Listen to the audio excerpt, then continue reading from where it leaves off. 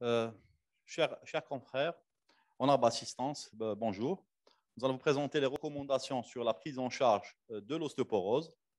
Alors, il faut savoir que l'ostéoporose, c'est une maladie silencieuse, car bien qu'elle ne donne pas de symptômes significatifs, lorsqu'elle n'est pas compliquée, elle peut provoquer des fractures et de fragilité avec des conséquences graves et une morbimortalité élevée. D'où l'intérêt de son dépistage. D'où l'intérêt de son dépistage devant toutes les situations à risque, l'idéal avant la survenue de la fracture, afin d'instaurer une prise en charge adéquate. Alors là, j'insiste sur l'intérêt du dépistage par mesure de la densitométrie osseuse, par l'absorptiométrie biphotonique au rayon X. Alors, l'OMS, on définit bien l'ostéoporose chez les sujets de plus de 50 ans. On sait surtout du T-score. On sait bien, il y a la zone normale quand c'est supérieur à -1, la zone d'ostéopénie quand le T-score se situe entre -1 et -2, et on parle de moins 2,5, et on parle d'ostéoporose au-delà de moins 2,5. La nouveauté, c'est que l'ISCD, l'International Society of Clinical Densitometry, a bien défini la notion de baisse de densité minérale osseuse chez les jeunes, ça veut dire moins de 50 ans. On sait dans du Z-score, c'est-à-dire si on trouve un Z-score inférieur à -2, on parle plutôt supérieur à -2. Là, on dit une densitométrie dans les limites de la normale. Comme on dit, généralement chez un sujet normal, on peut trouver un Z-score entre -2 et +2, un maximum. On parle d'une densité minérale osseuse basse, c'est-à-dire c'est l'équivalent de l'ostéoporose chez le jeune, quand c'est inférieur à -2. Alors, pour les lignes directrices pour le dépistage des patients pour l'ostéoporose avec la mesure de densité minérale osseuse, là, je ne vais pas parler beaucoup parce que ça a été rapporté depuis tout à l'heure. À retenir que toute femme au-delà de 65 ans doit bénéficier d'un dépistage.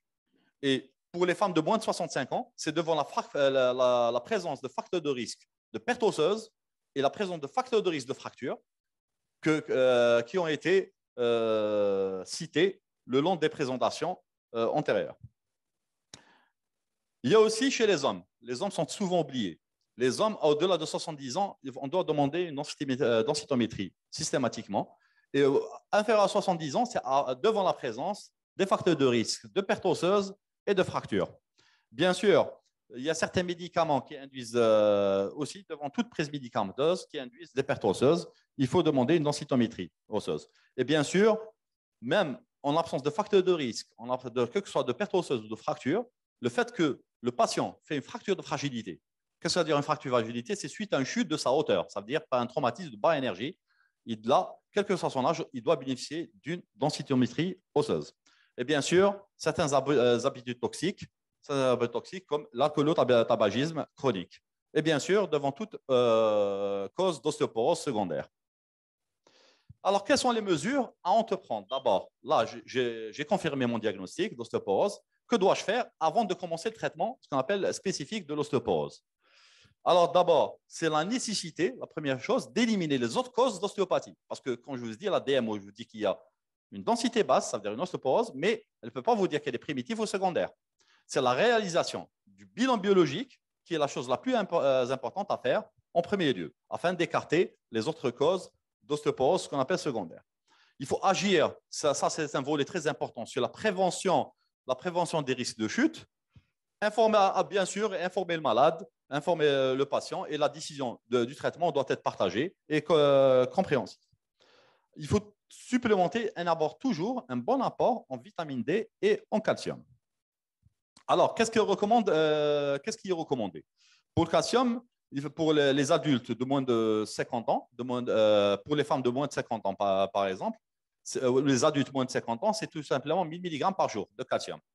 Pour les femmes ou les hommes les femmes au-delà de 50 ans ou les hommes au-delà de 70 ans, c'est 1200 mg par jour d'apport. Il faut toujours d'abord privilégier les apports alimentaires. J'insiste, tout simplement de faire une enquête alimentaire avant de décider d'une supplémentation. OK. Pour la vitamine D, tout simplement, les besoins quotidiens pour un adulte, c'est un adulte inférieur à 70 ans, c'est 600 unités jour. Pour un adulte au-delà de 70 ans, c'est 800 unités jour. Il faut avoir toujours un taux cible de vitamine D, ça veut dire taux de 25 OHD, entre 30 et 50. Alors, pour les apports alimentaires, Ça, c'est ça qui est conseillé. Il faut pas. On conseille la supplémentation calcique juste si le patient ne remplit pas l'enquête alimentaire. Qu'est-ce qu'il dit l'enquête alimentaire? Tout simplement, l'eau minérale qu'il doit boire. Alors là, j'attire votre attention parce que là, je vous montre le schéma de Griot. Il faut savoir qu'est-ce qu'il montre. Attends, voilà. Vous voyez que les eaux minérales disponibles en France, il y a certaines catégories, comme l'épar, le Courmayeur ou contre-vie, sont très riches en calcium. Vous voyez, c'est des teneurs à près de plus de 500 mg par litre. Alors, qu'est-ce qu'il en est chez nous? Il faut savoir que la plupart des eaux minérales disponibles chez nous ne dépassent pas les 90 mg par litre. Donc, ce n'est pas suffisant pour les apports. Alors, il faut toujours, bien sûr, varier l'alimentation, consommer un produit laitier par repas, que ce soit un yaourt, un fromage ou le lait, tout court. Alors, lorsque vous surveillez votre poids, préférez les aliments à faible teneur en matière grasse et qui contiennent autant de calcium. Consommez des protéines, ça aide à la formation de la matrice osseuse. Et la vitamine D, c'est très important parce que c'est l'exposition au soleil, bien sûr, ce qui favorise l'absorption intestinale du calcium. Et bien sûr, il y a certains produits qui sont riches en protéines, comme pour le calcium, on en a parlé, c'est les yaourts, c'est les fromages et les produits laitiers en général. Pour les protéines, les sardines, déjà, par exemple, 100 mg de sardines contient 400 mg de calcium et c'est très riche en protéines. Alors, pour l'hygiène de vie, ça, c'est très important. Par exemple, comme a montré le professeur Benyan tout à l'heure, un IMC bas. Un IMC bas est un facteur de risque de fracture et de perte osseuse. Donc, il faut avoir tout simplement conseiller le patient d'avoir des apports alimentaires suffisants. Donc, ça veut dire lutter, voir une enquête. Est-ce que le patient ne fait pas de troubles de comportement alimentaire à type d'anorexie ou de boulimie qui peuvent induire un IMC bas? Donc, corriger ses habitudes. Et bien sûr, un maintien d'IMC entre 19 et 25 de préférence. Alors, le sévrage en cas d'habitude toxique, le sévrage alcoolo-tabagique, et favoriser un exercice physique suffisant. C'est quoi? Parce que tout simplement, ça a un effet bénéfique direct sur la densité osseuse. Il permet d'entretenir la musculature et d'éliminer les risques de chute. Je vous montre des exemples des sports qui ont un bénéfice osseux direct. Ce qui est conseillé, c'est le marche rapide. Ça veut dire toute marche au-delà de 5 km par heure. Au moins, qu'est-ce que recommande le Hamas? Au moins 30 minutes de marche par jour, marche rapide, au moins 5 fois par semaine. Bien sûr, la course à pied, la danse, la gymnastique, tout ça, ces sports ont montré leurs bénéfices sur l'augmentation de la densité minérale osseuse. Et vous avez les autres sports qui favorisent l'équilibre. Pourquoi les sports favorisent l'équilibre? Parce qu'on sait bien que la chute, toute chute, engendre une fracture. Donc, qu'est-ce qu'il conseille? C'est le tai chi, le yoga et la danse. Vous voyez que, parce que pour répondre à la question de la natation n'a pas vraiment d'effet bénéfice direct, que ce soit sur l'os, parce qu'il n'y a pas d'impact osseux de la charge mécanique. Et en plus, ça n'agit pas vraiment sur l'équilibre. C'est surtout pour ce qu'on appelle sur le cardio, ça agit surtout ça a un bénéfice surtout cardio-respiratoire. Alors, pour le chute, vous savez bien qu'on ne peut pas faire une fracture sans une chute de sa hauteur. Donc, il faut agir sur les facteurs de risque de chute. Ça, c'est très important. Il faut savoir que si vous chutez souvent, là, ça, c'est un message que le médecin doit faire passer à ses patients. Tout simplement, si vous chutez souvent, parlez-en à votre médecin parce que ça nécessite une prise en charge spécifique. Faites attention, si vous prenez des médicaments pour dormir, comme les hypnotiques, parce que ça peut altérer la vigilance, donc engendrer des chutes. Et bien sûr, même les traitements neuroleptiques, ou certains, surtout chez nos épileptiques. Faites contrôler votre tension, parce qu'on sait bien qu'une tension basse, ça peut induire ce qu'on appelle l'hypotension orthostatique, surtout la levée au matin. Là, ça peut induire des hypotensions et une chute suite à la perte d'équilibre. Si vous devez vous lever la nuit, allumez votre lumière, avec vos lumières pour éviter le risque de chute. Aussi, faites de l'exercice, l'activité physique. Ça permet d'entretenir la trophicité musculaire et bien sûr préserver le capital osseux et surtout un bon équilibre. Maintenez un bon équilibre. Il y a d'autres conseils, par exemple d'autres pratiques, parce qu'on sait bien, par exemple, la dalle de sol mouillée, c'est la cause de chute le plus fréquente chez nous, surtout dalle de sol lors des ablutions du matin. les ablutions du bain, suite à un état de sol mouillé, le patient n'allume pas la lumière et bof, la chute, bienvenue la fracture. La plupart des fractures du col, si vous faites des interrogatoires, c'est surtout ça. C'est pour ça on préconise, on demande aux patients d'installer, par exemple, des tapis antidérapants dans les salles de bain. Alors, quand traiter, là, on n'a pas de traitement spécifique. On va survoler les recommandations françaises, les recommandations Guillaume, que vous avez vu tout dans l'an 2017, mais il y a du nouveau.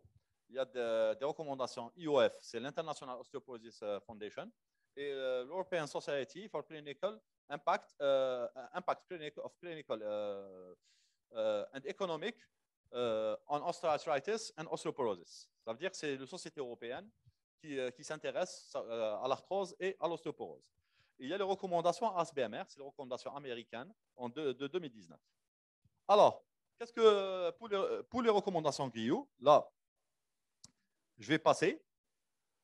Alors, ils prennent en considération deux items, c'est-à-dire la présence ou l'absence de fracture et bien sûr le taux de T-score à la DMO.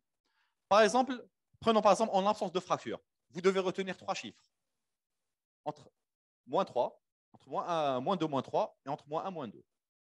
Donc, à partir de moins 3, même pour par exemple quelqu'un en absence de fracture, à partir de moins 3, on traite. On doit donner un traitement spécifique d'ostéoporose. Pour les fractures non sévères, comme fracture protocoles, c'est à partir de ceux d'intervention situés entre moins 2 et moins 3. Pour les fractures sévères, c'est à partir entre moins 1 et moins 2. Mais vous voyez qu'il y a des situations litiges. Ça veut dire, par exemple, pour une fracture sévère, au-delà de moins 1, dois-je traiter ou pas? Les recommandations françaises vous disent tout simplement il faut aider des autres outils, FRAX, TBS, pour la décision thérapeutique. Mais vous allez voir, les Américains ne pensent pas la même chose. Alors, pour le choix du traitement, il faut tout simplement prise en compte des contre-indications avant le début du traitement et des contraintes des traitements. L'utilisation des médicaments par voie parentérale, l'acide zoledronique ou denosumab sont généralement en deuxième intention, sauf dans certaines situations que je vais citer. Alors, pour le voie parentérale, il y a deux situations aussi particulières pour attirer votre attention. C'est en cas de DMO très basse. On peut proposer un traitement en deuxième d'emblée, un traitement par bisphosphonates, par exemple, par voie IV. Et en cas de fracture de l'extrémité supérieure du fémur, là, on peut aller directement en donnant l'acide zoledronique. Et bien sûr, par exemple, si j'ai un patient qui présente une ostéoporose, même fracture ou pas, s'il est polymédiqué, il présente des troubles mnésiques, ou par exemple, il est par exemple alité souvent. Alité souvent, on privilégie tout simplement la voie parentérale. Alors là, je vous montre un résumé de l'efficacité des différents traitements sur les différents sites. Il faut savoir que les bisphosphonate, soit l'alandronate, le résidronate ou l'acide zoledronique, agissent sur tous les types de fractures. Ça veut dire en cas de fracture axiale, ça veut dire la fracture vertébrale, et même les fractures périphériques, ça veut dire col, potocose ou autre. Donc, les bisphosphonates peuvent être proposés pour n'importe quel type de fracture. Contrairement généralement au traitement, même les traitements hormonaux substitutifs, mais là, c'est des conditions particulières, généralement, que je vais citer tout de suite. La raloxifène, c'est pour ça agit juste sur les vertèbres. Le tériparatide, l'abloparatis, ça agit sur les vertèbres. Le denosumab, ça agit sur tous les sites. Pour le traitement ostéoformateur, il y a le romosozumab, qui est un nouveau anticorps qui agit bien sur les différents sites. Alors, pour les recommandations spécifiques, vous voyez que, par exemple, chez un patient qui présente une fracture de l'extrémité supérieure du fémur, là, on propose directement l'acide zoledronique. Chez les patients ayant 2 fractures vertébrales prévalentes, là, on propose la tériparatide. Pour les femmes de moins de 65 ans, avec une ostéoporose nécessitant un traitement, la raloxifène peut être recommandée, mais il faut tout simplement vérifier qu'il n'y a pas de risque de fracture non vertébrale. Alors, chez les femmes âgées de moins de 60 ans, avec troubles climatériques de la ménopause, c'est là où on peut proposer, bien sûr, en l'absence de contre-indication, en l'absence de toute thrombophlébies, généralement, antécédent néoplasique, le traitement hormonal substitutif. Mais la durée ne doit pas excéder les 5 ans. De préférence 2 ans, maximum 5 ans, pas plus. Avec une surveillance stricte. Alors, en cas de DMO très abaissé, moins 3, inférieur à moins 3, même en présence ou l'absence de fracture, on peut proposer les traitements, comme je dis, parentéral, pour atteindre une cible densitométrique, surtout au niveau du col fémoral, supérieur de préférence à -2. Alors, j'ai parlé de la cible densitométrique pour la DMO, c'est supérieur à -2 au niveau du col fémoral. Et le but du traitement, il peut avoir un gain, mais surtout, à défaut, au moins stabiliser. Stabiliser, ça veut dire qu'il ne faut pas, après 2 ans de surveillance de la densitométrie, la densité minérale osseuse ne doit pas dépasser 0,3. La perte ne doit pas dépasser 0,03 grammes par centimètre carré. Alors, par conséquent, quand dire que le traitement de l'ostéoporose fonctionne? C'est surtout, bien sûr, quand il y a un gain densitométrique, mais c'est surtout l'absence de nouvelles fractures. C'est ça le plus important pour dire que mon traitement marche. Là, avant de passer aux recommandations européennes, je vous montre ce schéma dans un papier publié dans l'ostéoporose internationale en 2018. C'est une cohorte la cohorte, ce qu'on appelle de Reykjavik. Vous voyez ici, qu'est-ce qu'ils ont étudié sur 10 ans. Par exemple, les patients qui ont fait des fractures ostéoporotiques majeures. Ils ont fait leur suivi sur 10 ans. Vous voyez que, par exemple, là, vous voyez en haut, pour l'entassement vertébral, vous voyez que le risque de refracture, de faire une nouvelle fracture est très élevé. Surtout, il est 6 fois plus élevé au cours des 6 premiers mois. Et il y a la même chose pour les autres sites fracturaires. Donc, pourquoi cette cohorte est très importante, cette étude? Elle nous montre que le risque de fracture, il est dans l'immédiat. D'où l'intérêt de la prévention secondaire précocement. Ça veut dire, dès la fracture, on ne va pas attendre une DMO ou quoi que ce soit. Il faut fracture égale traitement. C'est ça qui s'y différencie. Et déjà, même la plupart des recommandations s'inspirent de ces grandes cohortes. Position thérapeutique. Alors, pour l'algorithme décisionnel de prise en charge de l'ostéoporose, c'est les recommandations, comme je dis, IOF, IKEO. Alors là, ils ont rajouté un nouvel item. C'est ce qu'on appelle le haut risque fracturaire. Le très haut risque fracturaire. Alors, vous voyez qu'ici, d'abord, il faut un frax. Il y a le low risque, ça veut dire le risque bas, le risque élevé et le risque très élevé. D'abord, il faut un frax. Il y a 3 zones de possibles, suite au questionnaire, des items qu'on a exposés tout à l'heure. Alors, si le patient se situe dans la zone de le risque faible, là, ce n'est pas la peine de traiter. De toute façon, c'est juste des conseils d'hygiène. De toute façon, je vais parler de ça dans la prochaine diapo. Alors, là, si le patient se situe dans le haut risque, dans la zone intermédiaire plutôt, là, il faut s'aider d'une DMO. Parce que le patient peut rester dans la zone intermédiaire, s'il a par exemple un T-score bas en ostéopénie, ou un T-score normal, ou il peut passer vers le haut risque. Il peut passer aussi vers le très haut risque. Si dès mon frax initial, je vois que le patient est en très haut risque, c'est pas là, je dois traiter immédiatement. Alors pourquoi ces outils? Parce qu'on sait bien, cette classification, qu'est-ce qu'elle démontre? Quand il y a un risque faible, qu'est-ce qu'on donne? Il faut rassurer le patient, les conseils d'hygiène de vie que je viens de citer, et aussi corriger les comorbidités, et bien sûr considérer des traitements faibles selon les sites, soit des SERM ou traitement hormonal de la ménopause. Par exemple, ça, c'est les recommandations pour l'ostéoporose post-ménopausique. Pour le haut risque, c'est considérer le bisphosphonate par voie orale.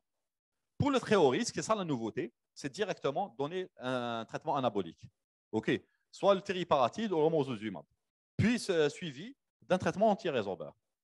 Alors là, c'est une étude toujours anglaise sur une cohorte de 50 000 patientes, quand même, qui montre, suite à une fracture de hanche, ils ont instauré un traitement séquentiel. Ça veut dire, ils ont commencé 18 mois par tériparatide, puis après relais par bisphosphonate.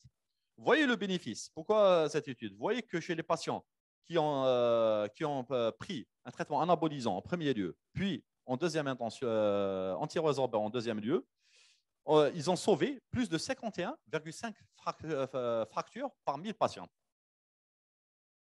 En comparant au protocole anti-résorbeur anabolique, il y a 30 patients, juste 30,5 patients sauvés. Pour les patients qui n'ont pas reçu aucun traitement, c'est 73 patients qui sont fracturés sur 1000 patients de suivi. Donc, vous voyez l'importance du traitement séquentiel devant les fractures ostéoporotiques majeures.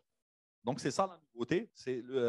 Maintenant, même depuis 2019, ils ne parlent plus que pour les fractures sévères que du séquentiel, anabolisant, puis antirésorbeur. Et là, pour les recommandations ASBMR, la recommandation américaine, qu'est-ce qu'elles disent? Les lignes directrices sur la prévention des fractures secondaires. Là, je suis dans la prévention secondaire. Chez les sujets 65 ans en plus qui ont été victimes de fractures de hanche ou vertébrales, ça veut dire des fractures sévères. Alors, qu'est-ce qu'ils disent? Ne pas retarder le traitement par la réalisation de DMO. Là, qu'est-ce qu'ils vous disent tout simplement? Fracture égale traitement, indépendamment de la DMO. Vous voyez que ça change par rapport aux recommandations françaises. Il faut tenir compte, bien sûr, si on instaure un bisphosphonates, un bisphosphonates d'énosinope, tenir compte de l'état bucco-dentaire avant de débuter le traitement. Alors, quels sont les messages à communiquer aux patients? Il faut savoir, il faut leur signifier, tout simplement, ça rentre dans le cadre de l'information du patient, que leur os cassé signifie probablement qu'il souffre d'ostéoporose et court un risque très élevé de se recasser. Déjà, je vous montrer dans la cohorte Reykjavik que le risque est 7 fois plus élevé de faire une refracture, surtout les 6 premiers mois. D'où l'intérêt de traiter en urgence.